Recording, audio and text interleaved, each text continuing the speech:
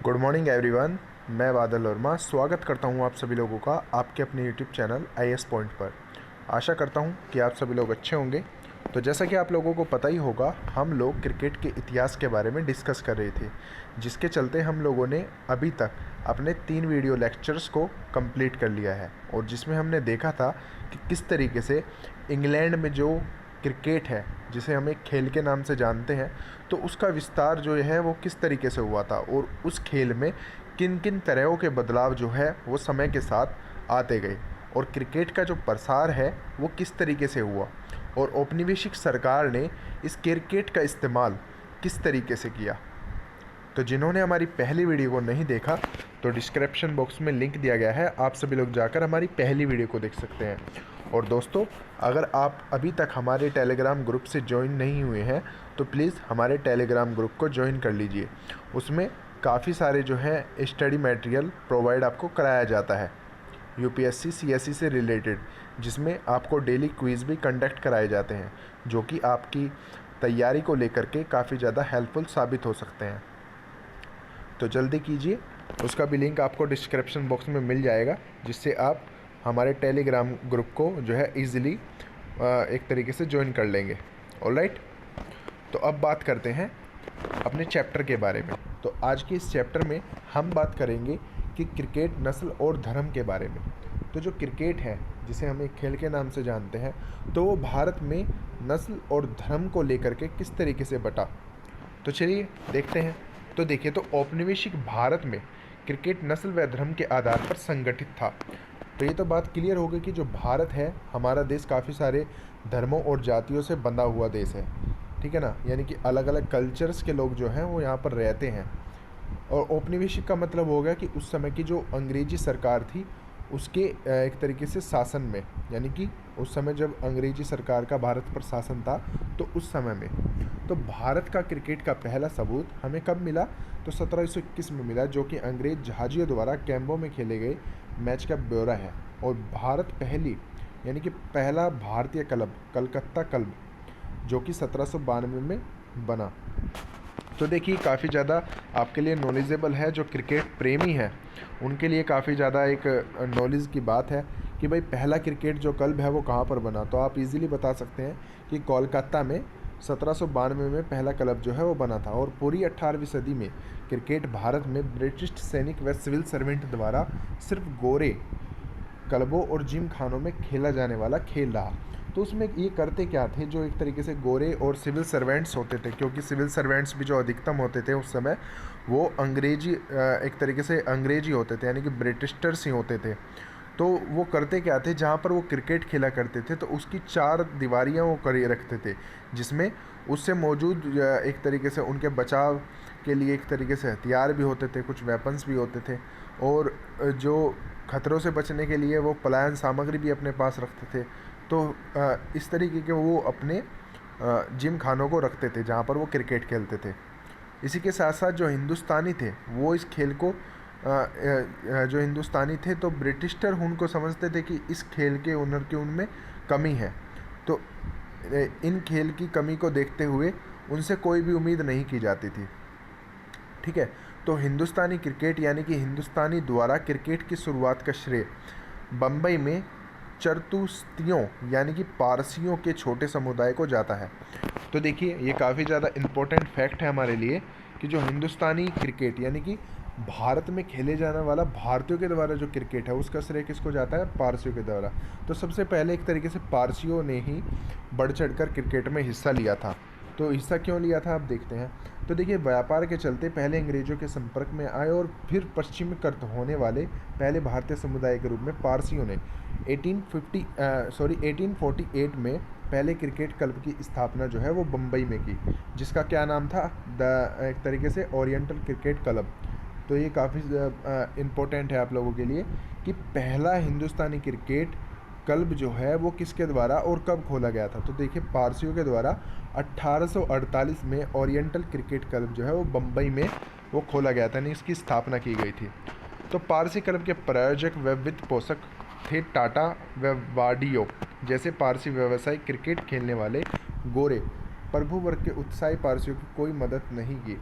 तो देखिए, उल्टे गोरों जो गोरे लोग थे उस टाइम, यानी कि जिन्हें हम ब्रिटिस्टर कहते थे, जिन्हें ब्रिटिस्टर के नाम से हम जानते थे, तो बॉम्बे में जिम्बाब्वे और क्लब की पारसी क्रिकेटरों के बीच जो है वो पार्क के इस्तेमाल को लेकर के एक झगड़ा भी हुआ, क्योंकि पार्क को लेकर भी काफ़ी सारे झगड़े रहते थे। तो भाई ब्रिटिस्टर कहते हैं कि वहाँ पर हम खेलेंगे, और पारसियों का कहना था कि भाई हमारे भी अधिकार है कि हम भी यहाँ पर खेलना चाहते हैं। तो एक तरीके से झगड़ा किस बात पर था, जो एक तरीके से जहाँ पर पारसी क्रिकेट खेला करते थे, तो वहाँ जो ब्रिटिशर थे वो वहाँ पर पोलो खेला करते थे। तो पोलो जो एक खेल है वो घोड़ों पर चढ़ कर के एक तरीके से खेला जाता है, जिस पर एक गेंद को हिट करना होता है, आपने देखा भी होगा। तो काफ़ी बड़ा एक तरीके से ये लोकप्रिय खेल है। तो उस खेल में होता क्या था, जहाँ पर वो पारसी क्रिकेट खेला करते थे, वो पूरा मैदान जो है घोड़ों की भागने की वजह से वो रौंद दिया करते थे, जिससे जो पिच होती थी, जिसे हम जहाँ पर क्रिकेट खेला जाता है, तो पिच पूरी की पूरी बेकार हो जाती थी, जिससे वो क्रिकेट अच्छे से नहीं खेल पाते थे। तो काफ़ी सारी इस तरीके की समस्याएं जो हैं वो भारतीयों के लिए खड़ी हुई। तो पारसियों ने क्रिकेट खेलने के लिए अपना खुद का जिम खाना फिर बनाना शुरू किया, जिसमें उन पारसियों ने नस्लवादी बॉम्बे जिम खाने के बीच की कई स्पर्धा का अंत अच्छा हुआ, और पारसियों की एक टीम ने बॉम्बे जिम खाने को 1889 में, यानी कि 1889 में हरा दिया, और यह भारतीय राष्ट्रीय कांग्रेस की स्थापना के 4 साल बाद था। तो इसमें हमें दूसरा पॉइंट भी मिलता है, जो कि आपके रिवीजन की दृष्टि से भी काफ़ी ज़्यादा इम्पोर्टेंट है, कि भारतीय राष्ट्रीय कांग्रेस की स्थापना कब हुई थी। तो साल 1800 एक तरीके से 85 में भारतीय राष्ट्रीय कांग्रेस की एक तरीके से स्थापना हुई थी।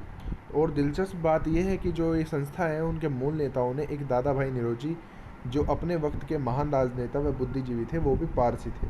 तो देखिए काफ़ी इंपॉर्टेंट ये फैक्ट भी हमें मिलता है कि जो दादा भाई निरोजी थे, जिनका हम लोग नाम सुनते हैं, वो भी किस समुदाय के थे, वो पारसी समुदाय के थे। तो पारसी जिम खाना क्लब की स्थापना ने जैसे ही नई परंपरा डाल दी, तो जहां भारतीय एक तरीके से खेलना शुरू कर दिए, तो भारतीय ने एक तरीके से क्रिकेट में रंग जमाना शुरू किया, यानी कि वो काफ़ी अच्छे हद तक जो है वो क्रिकेट खेला करते थे। फिर धर्म के आधार पर क्लब बनाना उन्होंने चालू किया, और हिंदू मुस्लिम भी 1890 के दशक तक आते आए थे अपने जिम खाने खोलने के लिए भी एक तरीके से चंदा जो है वो इकट्ठा करने लगे। तो ब्रिटिश औपनिवेशिक भारत को राष्ट्रीय नहीं मानते थे, इसलिए उन्होंने जाति, नस्ल और धर्म के लोगों का एक समुच्चय जो है वो माना था, जिन्होंने उन्हें उपमहाद्वीप यानी कि सब कॉन्टिनेंट के स्तर का एकीकृत किया। और 19वीं सदी के अंत तक आते आते हिंदुस्तानी संस्थाओं और आंदोलन जाति और व धर्म के आधार पर ही बने, क्योंकि औपनिवेशिक सरकार भी इन बंटवारों को बढ़ावा देती थी। इसलिए सामुदायिक संस्थाओं को फ़ौरन मान्यता जो है वो मिल जाती थी। मिसाल के तौर पर इस्लाम जिमखाना द्वारा बम्बई के समुद्री इलाके के पास ज़मीन की अर्जी पर विचार करते हुए बॉम्बे प्रेसिडेंसी के गवर्नर ने क्या लिखा। तो देखिए काफ़ी ज़्यादा इम्पोर्टेंट फैक्ट है, और आप लोगों के लिए काफ़ी ज़्यादा रोचक जानकारी भी है कि एक तरीके से जो ब्रिटिशर उस तरीके की औपनिवेशिक सरकार थी, वो भारतीयों के बारे में किस तरीके के विचार रखती थी। तो देखिए, तो हमें मानकर चलना चाहिए कि बहुत जल्द हमारे पास किसी हिंदू जिम खाने के लिए ऐसी ही अर्जी आएगी। इन अर्जियों को नामंजूर करने का कोई उपाय मेरे पास नहीं है, लेकिन हर राष्ट्रीयता को जिम खाने की स्थापना के बाद आगे के आवेदनों को स्वीकार नहीं करूँगा। तो इस तरीके की जो है भारत के लिए, यानी कि भारतवासियों के लिए वो अपने विचार रखते थे। तो देखिए इस पत्र से क्या जाहिर होता है, यानी कि जो औपनिवेशिक अफसर हैं वो हर एक धार्मिक समुदाय को अलग राष्ट्रीयता मानते हैं, और यह भी साफ है कि जो धार्मिक प्रतिनिधित्व के नाम पर वे स्वीकृति की गुंजाइश ज़्यादा थी। तो यानी कि धर्म के हिसाब से भी इस चीज़ को देखा जाता था। तो जिमखाना क्रिकेट के इतिहास ने ही प्रथम श्रेणी के क्रिकेट की सांप्रदायिक व नस्ली आधारों पर संगठित करने का रिवायत डाली। फिर औपनिवेशिक हिंदुस्तान में सबसे मशहूर क्रिकेट टूर्नामेंट खेलने वाली टीमों में क्षेत्र के आधार पर नहीं, बल्कि एक तरीके से धर्मों के आधार पर खेले जाने लगी।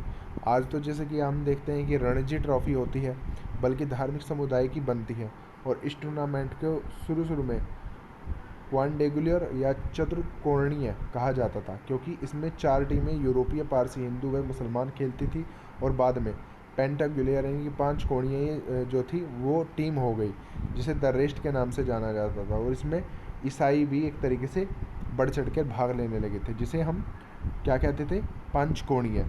तो इन्हीं समूह के नामंजूर कर दी गई। और मिसाल के तौर पर विजय हजारे जो कि ईसाई थे, द रेस्ट के लिए खेलते थे। तो विजय हजारे किसके लिए खेलते थे, द रेस्ट के लिए। तो देखिए, तो पत्रकारों ने फिर क्या किया एक तरीके से, जब ये क्रिकेट अब मतलब क्या था कि काफ़ी सारे जो समुदाय के लोग थे, यानी कि इसमें हिंदू, मुस्लिम, पारसी और ईसाई जो लोग थे वो मिल कर के खेला करते थे, और साथ ही साथ अंग्रेज भी। तो इसका सबसे मेन मोटिव क्या था, एक तरीके से जो औपनिवेशिक सरकार थी, वो औपनिवेशिक सरकार का शासन खत्म करना भी था। इसमें आप अगर देखा जाए, जो भारत की स्वतंत्रता दिलाने में एक तरीके से काफ़ी बड़ा क्रिकेट का भी हाथ है, अगर आप देखेंगे। और जैसे कि हम इस चैप्टर के बारे में भी देख रहे हैं कि किस तरीके से जहाँ जहाँ पर औपनिवेशिक सरकार का शासन था, यानी कि ब्रिटिशर्स ने एक तरीके से शासन किया, तो वहाँ वहाँ पर किस तरीके से क्रिकेट के खेल के हिसाब से ही वहाँ वो अपने एक तरीके से वहाँ पर उन्होंने जो राज करना था वो राज करना वहाँ पर छोड़ दिया, एक शर्तों के हिसाब पर, क्योंकि एक शर्त का पूरा एक खेल था। जैसे कि आज भी ये काफ़ी ज़्यादा प्रचलन में है। आप आज भी आप देखते होंगे कि T20 वगैरह चलते हैं या वर्ल्ड कप वगैरह चलते हैं, तो लोग शर्तों के हिसाब से ही काफ़ी कुछ इसमें मतलब एक तरीके से जिसे हम खेल को लेकर के थोड़ा वैसा कह देते हैं, एक सट्टा टाइप। तो एक सट्टा टाइप जो है वो लगाते हैं, है ना। तो इसमें सबसे बड़ी बात हमें फैक्ट ये मिलता है कि जो विजय हजारे थे, जिनका आपने नाम भी सुना होगा, काफ़ी ज़्यादा एक तरीके से फेमस क्रिकेटर रहे, तो वो क्या थे, एक ईसाई थे जिन्होंने द देश के लिए खेलते थे। तो देखिए, उस समय जब एक तरीके से क्रिकेट इतना ज़्यादा प्रचलन में चला, यानी कि इतना ज़्यादा क्रिकेट का विस्तार हुआ, तो पत्रकारों और क्रिकेटरों व राजनेताओं ने 1930 से 1940 तक के दशक में इस 5 कोणीय टूर्नामेंट की नस्लवादी व सांप्रदायिक बुनियाद पर सवाल उठाने शुरू कर दिए। अब ऐसा क्यों था, तो देखिए, बॉम्बे कार्निवाल नामक अखबार के मशहूर संपादक S.A. बरेलवी और रेडियो कमेंटेटर AFS तलियार खान और भारत के सबसे लोकप्रिय राजनेता महात्मा गांधी ने पेंटागुलर को समुदाय के आधार पर बांटने वाला बताकर इसकी निंदा की। तो देखिए,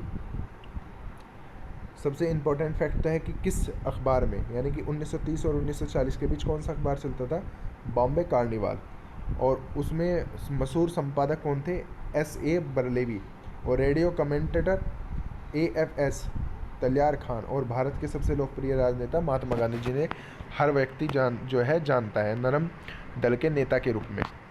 तो उन्होंने एक तरीके से समुदाय के नाम पर एक बांटने वाला क्यों बताया, क्योंकि वो धर्म के आधारों पर एक हिंसाजनक जो है वो भावना जो है वो पैदा करते थे।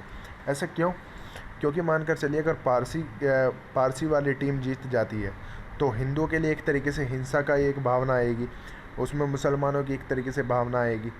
तो इस चीज़ को वो निंदा मानते हुए इसकी निंदा करते थे। उनका कहना था कि ऐसे समय में जब भारत को एक राष्ट्रवादी हिंदुस्तानी आवाम में को एकजुट करना चाहिए, उस ऐसे में टूर्नामेंट का क्या तुक है। तो उनका यही मानना था। अब उसमें क्या था कि उस समय जो भारत था वो क्रिकेट खेल को इस तरीके से खेल रहा था कि हिंदू, मुस्लिम और पारसी और ईसाई तो अलग अलग समुदाय के रूप में बट कर के वो खेल रहे थे, अलग अलग टीम के हिसाब से। बट इनका जो मानना था, महात्मा गांधी का मानना था, तो महात्मा गांधी का क्या मानना था कि एक तरीके से वो चाहते थे कि जैसे में वो लोग चाहते थे कि भारत आज़ाद हो, तो भारत को आज़ाद करने के लिए वो चाहते थे कि सभी लोग जो भारत के वासी हैं वो राष्ट्रीयता के प्रति एकजुट हो, जिससे कि वो जल्दी से जल्दी भारत को आज़ाद करा सके। तो उनके इस तरीके की थिंकिंग थी, बट वो इसीलिए उनकी निंदा करते थे। लेकिन 5 कोणीय टूर्नामेंट की जगह लेने के लिए ऐसे आज़ादी का इंतज़ार करना पड़ा, क्योंकि लोग जो है अलग अलग समुदाय में बटे थे। तो इसीलिए कहा जाता है ना कि फूट डालो राज करो, तो इस नीति को ही फूट डालो राज करो की नीति का नाम दे दिया गया, क्योंकि उस समय अंग्रेज़ों ने ये काफ़ी ज़्यादा फॉर्मूला और ये कहावत जो है अपनाई कि भाई फूट डालो और राज करो। तो एक ही देश में अलग अलग समुदाय के लोगों को वो एक दूसरे से एक बांट देते थे, जिसमें एक फूट हो जाती थी। जब फूट होगी तो एकता नहीं होगी, तो कोई भी चीज़ जो है वो हम नहीं कर सकते। तो वही जो है औपनिवेशिक सरकार भारत में कर रही थी कि फूट डालकर राज करने की प्रक्रिया, ठीक है ना। तो अब देखते हैं खेल के आधुनिक बदलाव। तो देखिए, हमने इसमें पैराग्राफ में देखा कि किस तरीके से जो क्रिकेट का प्रसार है वो भारत में किस तरीके से प्रसार हुआ। तो मैं आपको एक थोड़ा सा एक लाइन में बता देता हूँ, यानी कि जिससे आपको समझ आ जाए। वैसे तो मैंने आपको डीपली समझा दिया है कि किस तरीके से जो है वो सिचुएशन बनी और सिचुएशन बनने के बाद किस किस तरीके से बदलाव आने शुरू हुए, बट मैं आपको एक लाइन में एक तरीके से क्लियर कर देता हूँ जिससे आपको ईजिली याद रहे। देखिए, एक एक तरीके से जो औपनिवेशिक सरकार के नाम से हम जानते हैं, जिसे हम ब्रिटिशर कहते हैं, तो ब्रिटिशर जो है वो पहले से ही इस खेल को खेलना जानती थी। इसका विस्तार करने के लिए काफ़ी सारे जो लोग थे उन्होंने बढ़ चढ़ कर हिस्सा लिया, जिनको हम पारसी के रूप से जानते थे, यानी कि पारसी नाम से। तो पारसी समुदाय ने जब हिस्सा लिया तो वो अलग से जब खेल खेला करते थे तो उन्होंने खुद का एक पिच बना लिया जिस पर वो खेल खेला करते थे। फिर हिंदू और मुसलमानों ने भी इस चीज़ को बढ़ चढ़ कर हिस्सा लेने की कोशिश की, जिसमें वो चंदा इकट्ठा करते थे और चंदा इकट्ठा कर करके उन्होंने एक अपना अलग से ही जिमखाना खोल लिया। फिर एक तरीके से ईसाइयों की बारी आई, तो इसी तरीके से अलग अलग जो भारत में रहने वाले समुदाय के लोग थे उन्होंने बढ़ चढ़ कर हिस्सा लिया, जिससे वो क्रिकेट को खेला करते थे। बट जो महात्मा गांधी थे उस चीज़ को वो गलत मानते थे, क्योंकि काफ़ी सारे जो समुदाय थे वो एक तरीके से राष्ट्रीयता की भावनाओं को एकजुट होकर नहीं चल रहे थे, जिसका फ़ायदा औपनिवेशिक सरकार उठा रही थी, जिससे हम लोगों को काफ़ी ज़्यादा नुकसान भी हुए। नुकसान क्या हुए? क्योंकि इसकी वजह से हमारा जो देश है वो काफ़ी पीछे चला जा रहा था। क्यों? क्योंकि भारत जो है वो आज़ाद नहीं हो रहा था, उसे उसी तरीके के औपनिवेशिक सरकार के आदेशों का पालन करना होता था। ठीक है ना। तो अब हम बात करते हैं, जैसे कि मैंने बताया, तो खेल के आधुनिक बदलाव के बारे में। तो खेल में ऐसे ऐसे कौन कौन से आधुनिक बदलाव आए, तो देखिए, तो इसमें हम बात करेंगे जो एक तरीके से पहले जो क्रिकेट खेला जाता था, जो प्लेयर्स होते थे, तो उन लोगों को किस तरीके से याद रखा जाता था। यानी कि जैसे आज के समय में, तो वर्तमान समय में तो हम लोग सभी लोगों के नाम जानते हैं, यानी कि अपने इंडिया के टीम के भी हम नाम जानते हैं, पाकिस्तानी टीम के भी काफ़ी हद तक हम लोगों के नाम जानते हैं। यानी कि जितने भी वर्ल्ड की हमारी टीमें हैं, तो जो क्रिकेट लवर हैं तो सभी टीमों के एक तरीके से जो प्लेयर्स होते हैं उनके नाम जानते हैं। ठीक है। तो उस समय किस तरीके से वो नाम जानते होंगे, क्योंकि उस समय तो कोई इस तरीके की इंटरनेट की सुविधा भी नहीं होती थी, या कोई एक तरीके से जो डाटा होता था उसको सिक्योर करने की भी कोई सुविधा नहीं होती थी। तो किस तरीके से क्या होता होगा, अब देखिए। तो आधुनिक क्रिकेट में टेस्ट और एक दिवसीय इंटरनेशनल का जो है वो वर्चस्व था, जिन्हें राष्ट्रीय टीमों के बीच खेला जाता था। तो मशहूर होकर लोगों की यादों में रच बस जाने वाले क्रिकेटर आमतौर पर अपनी राष्ट्रीय टीमों के खिलाड़ी होते थे। तो राष्ट्रीय टीमों के खिलाड़ी होते थे, यानी कि अगर कोई इंडिया की तरफ से खेल रहा है तो इंडिया का ही वो है खिलाड़ी होगा। तो 5 कोणीय और चतुष्कोणीय मैचों के दौर में उन्हीं खिलाड़ियों को हिंदुस्तानी फैन याद रखते थे, जिन्हें टेस्ट क्रिकेट खेलने का सौभाग्य प्राप्त होता था।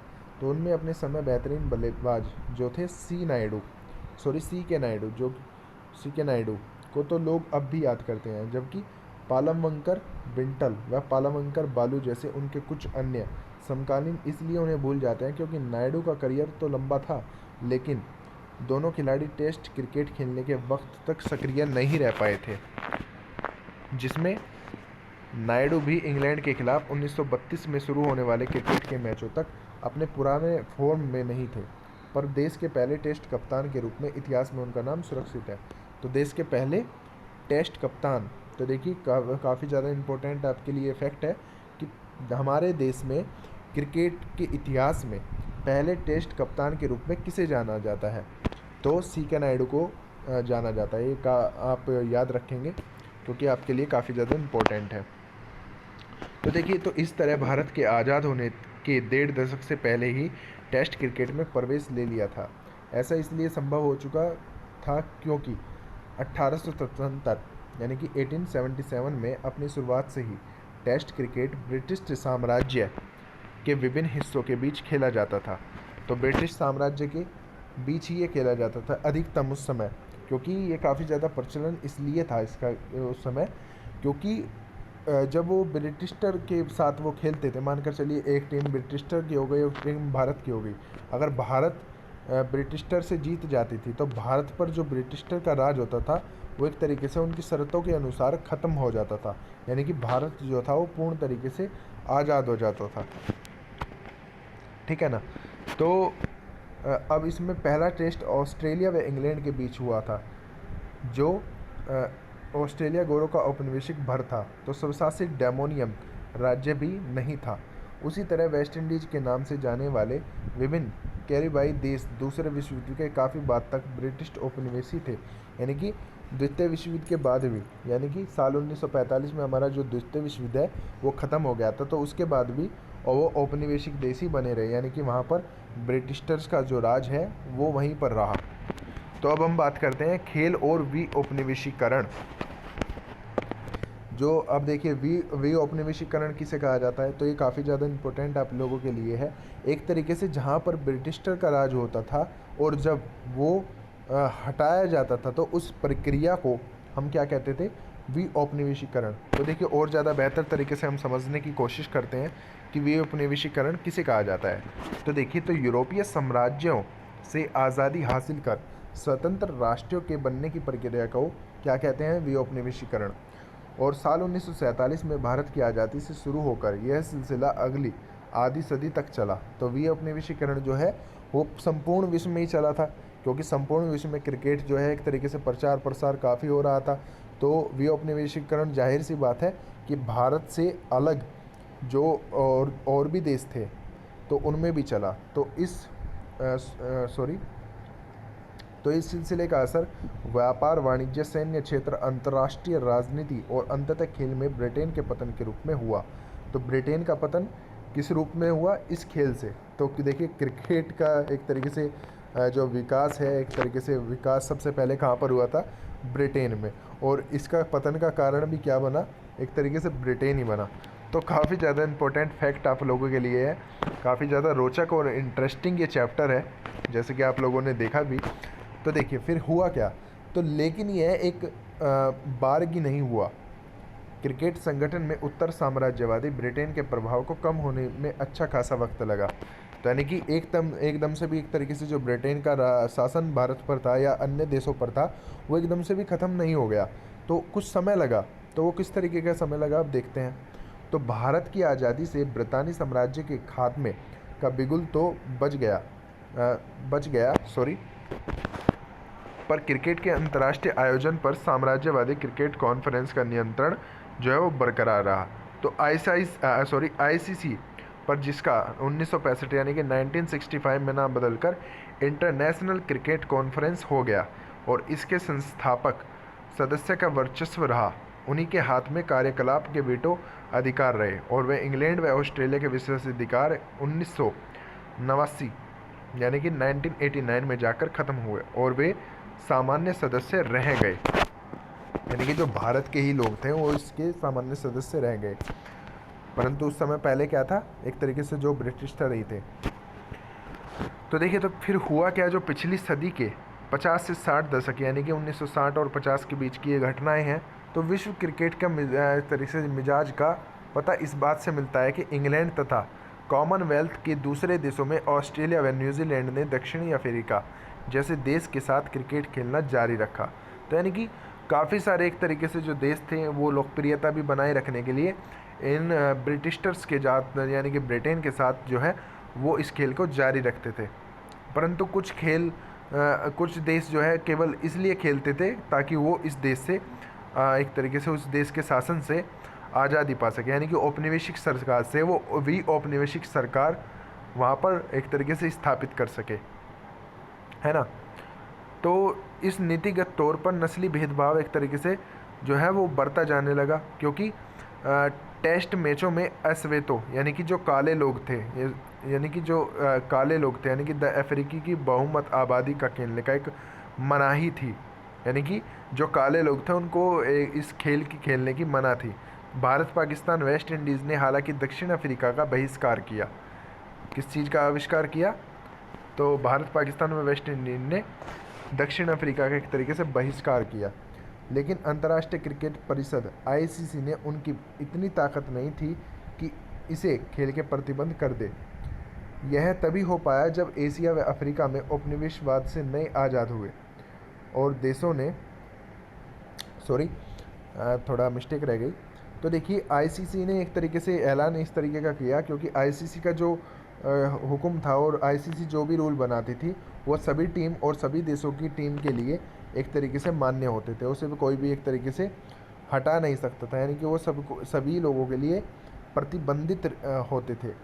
इसी तरीके से जब कुछ देश अफ्रीका के उपनिवेशवाद से आज़ाद हुए तो देशों ने उसके साथ में ब्रिटेन की उदारवादी हवा है जो यानी कि उदारवादी हवा है उन अंग्रेजी क्रिकेट अधिकारियों पर दबाव डालकर साल 1970 यानी कि 1917 में ब्रिटेन के दक्षिण अफ्रीका दौरे को रद्द करवाने में कामयाब जो है एक तरीके से कराया। तो इस तरीके से जो है वो हमारे क्रिकेट का इतिहास रहा। और क्रिकेट के इतिहास में हम लोगों ने अभी तक देखा कि जो आधुनिक खेल है यानी कि क्रिकेट में आधुनिक जो है वो किस तरीके से बदलाव आए, यानी कि काफ़ी सारे जो देश थे उन देशों को किस तरीके से सम्मिलित किया गया, उनका किस तरीके से टीम बनाई गई। तो संपूर्ण विश्व में एक तरीके से प्रचार प्रसार जो है वो क्रिकेट का किस तरीके से हुआ, तो ये सभी तमाम बातें हम लोगों ने देखी। और कुछ विचारक भी हमने देखे, यानी कि जैसे महात्मा गांधी के कुछ विचार देखें तो इस खेल को लेकर के क्या विचार थे वो सभी हमने एक तरीके से डिस्कस किया। तो आप ये एक स्रोत देख सकते हैं जो कि महात्मा गांधी और औपनिवेशिक खेल के बारे में दिया गया है। तो इसमें सभी एक तरीके से महात्मा गांधी से जुड़े फैक्ट के बारे में आप लोगों को जानकारी मिलेगी जो कि काफ़ी ज़्यादा रोचक है, जिसे आप पॉज करके पढ़ सकते हैं। आप चाहे तो इसका स्क्रीनशॉट ले करके ओनली नॉलेजेबल एक तरीके से नॉलेज बेस्ड आप इस चीज़ को पढ़ सकते हैं, ठीक है ना। तो इसी के साथ आज का हमारा ये वीडियो लेक्चर ख़त्म होता है। आई होप कि आपको ये वीडियो लेक्चर अच्छी लगी होगी। अगर आपको ये वीडियो लेक्चर अच्छा लगा है तो प्लीज़ वीडियो को लाइक शेयर कमेंट करना न भूलें। और अगर आप हमारे यूट्यूब चैनल पर नए हैं तो प्लीज़ हमारे यूट्यूब चैनल को सब्सक्राइब कर लीजिए, जिससे आपको हमारी वीडियो के आने वाली नोटिफिकेशन सबसे पहले टाइम पर मिल जाए। और अगर आपका इस चैप्टर से रिलेटेड कोई भी डाउट है तो आप अपना डाउट हमारे कमेंट बॉक्स में एक तरीके से कमेंट करके पूछ सकते हैं, आपका जो भी डाउट है। या आपका कोई यूपीएससी से जुड़ा कोई डाउट है प्रीलिम्स एग्ज़ाम से लेकर या मेंस के एग्ज़ाम से लेकर या ऐसे राइटिंग से लेकर या ऑप्शनल से लेकर, यानी कि जो भी आपका यूपीएससी परीक्षा से जो भी डाउट है आप कमेंट बॉक्स करके हमें एक तरीके से कमेंट बॉक्स में कमेंट करके आप बता सकते हैं। हमारी पूरी टीम आपकी एक तरीके से पूरी सहायता करेगी आपका जो आपका डाउट है वो क्लियर करने के लिए। तो मैं आपको एक तरीके से मेंस की थोड़ा टिप्स बता देता हूँ। तो आप लोगों को मतलब मेंस की जो प्रिपरेशन है वो किस तरीके से करनी चाहिए। तो देखिए, पहला तो हमारा जो यूपीएससी का एक तरीके से एग्ज़ाम का फॉर्मेट है, पहले हमारी प्रीलिम्स की एग्ज़ाम होती है, फिर मेंस की एग्ज़ाम होती है, देन फिर इंटरव्यू होता है। यानी कि 3 स्टेजेस में जो ये एग्ज़ाम है वो कंडक्ट कराया जाता है। तो चलो मान कर चलिए कि आपने मेंस एक तरीके से क्वालिफाई कर लिया, देन उसके बाद आपका प्रीलिम्स आपने क्वालिफाई कर लिया, देन आप उसके बाद आपका मेंस का एग्ज़ाम होता है। तो मेंस के एग्ज़ाम में सबसे पहले कंपलसरी पेपर कराए जाते हैं जिनका नाम होता है हिंदी, और एक होता है आपका यानी कि हिंदी जो कि एक लैंग्वेज का पेपर होता है, और एक होता है आपका इंग्लिश जो कि एक कंपलसरी आपका पेपर होता है। दोनों ये कंपलसरी होते हैं, इनके कोई भी मार्क्स जो है वो मेंस की परीक्षा में नहीं जुड़ते। तो सबसे पहले मैं आपको एक तरीके से यही एडवाइस दूंगा कि आप मेंस के सिलेबस के अकॉर्डिंग ही आप अपनी प्रिपरेशन को करें, जिससे आपका कोई भी एक तरीके से टॉपिक न छूटे। तो आप पहले एक तरीके से लैंग्वेज को अपना तैयार कर सकते हैं। तो लैंग्वेज में आपकी जितनी भी 22 भाषाएँ हैं हमारे भारत में जो बोली जाती हैं, आप किसी भी लैंग्वेज में उस चीज़ का पेपर दे सकते हैं। और इंग्लिश जो है वो इंग्लिश एक पूरी तरीके से कंपलसरी है सभी एस्पिरेंट्स के लिए, जिसका वो देना ही होगा।